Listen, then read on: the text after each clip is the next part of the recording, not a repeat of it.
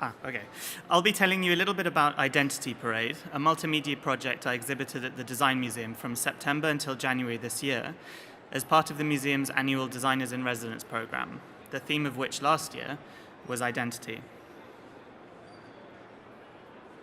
As in Greek theatre, putting on a mask lets you both be who you really are more than you can be when you're in society normally, as well as letting you explore broad topics in a humanly engaging way. I put on a mask for my residency at the museum last year, both to be more me and more about society than I ever otherwise could be. Identity is scary.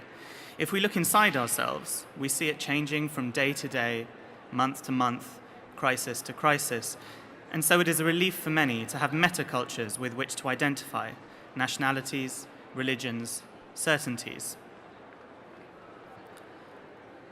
For others, there is the religion of background, a pride in unusual origins that seems to invest people with value simply by where their parents were born, how much their lineages may have been persecuted, and how many stamps on their passports they can claim from their childhood.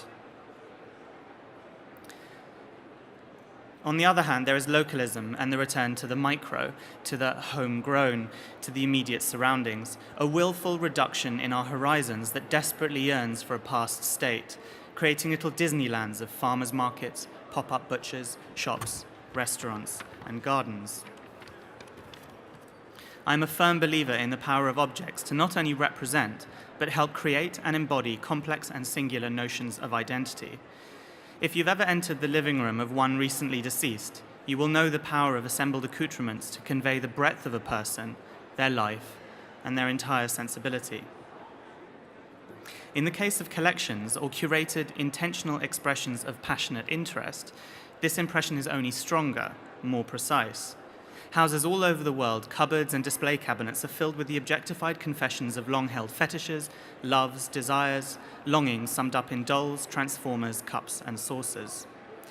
This human habit goes way back, perhaps most famously exemplified by Francesco Medici's Studiolo in Florence, his hideaway that was simultaneously a collection of everything he loved the most in art, as well as a collection of objects from all over the world that for him encapsulated it.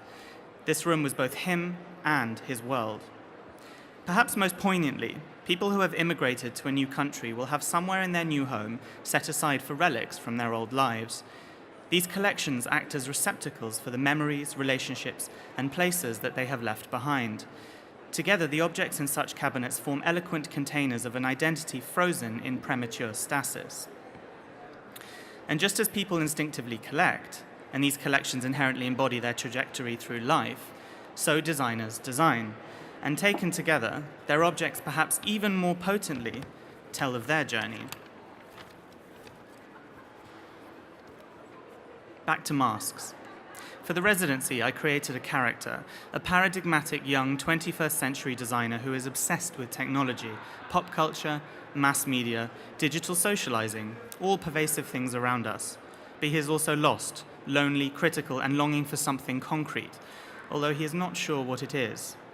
I locked him in his flat for 3 months, alone with his laptop. His only creative outlet was to use the internet to make things, object poems that offered him release. He was a Western hikikomori trapped with only his own anxieties and his online persona and his fake friends. He had access to only the most ubiquitous, easy-to-access fabrication technologies. 3D printing websites where he could email designs he had dreamt up overnight, click yes on PayPal, and receive them in the post the following day. Instant object expression. The loner on his laptop pinging files over the net to get 3D printed is just the extension of the studio potter, the lone artist free of the market into the 21st century. The only exigency that guides the design of anyone's creations nowadays are the limits of their idiosyncrasy.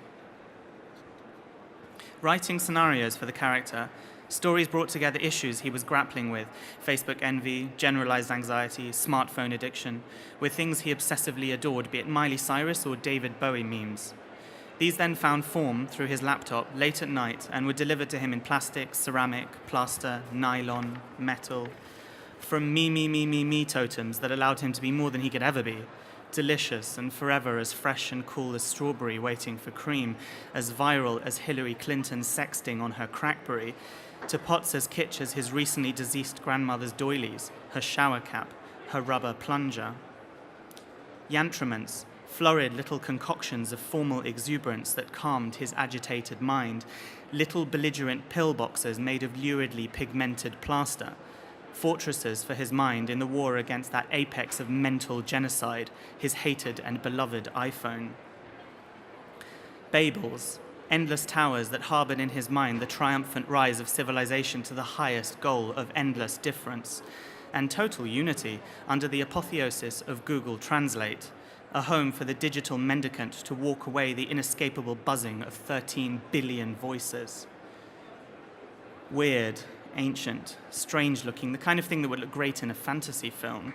Anything old to be reread and misunderstood and resurrected in bad digits. Lurid, strange, ancient, vulgar, dirty and glorious, pink, red, hot, ice cream. Unfortunately, I had to kill him to make my point, to take his collection, to take all his things that were him. Actually, by that point, the objects were more him than he was. And so I took them, and like the living room of one recently deceased, displayed him in his entirety. I bared it all, for all to see, in the glaring lights of the Design Museum.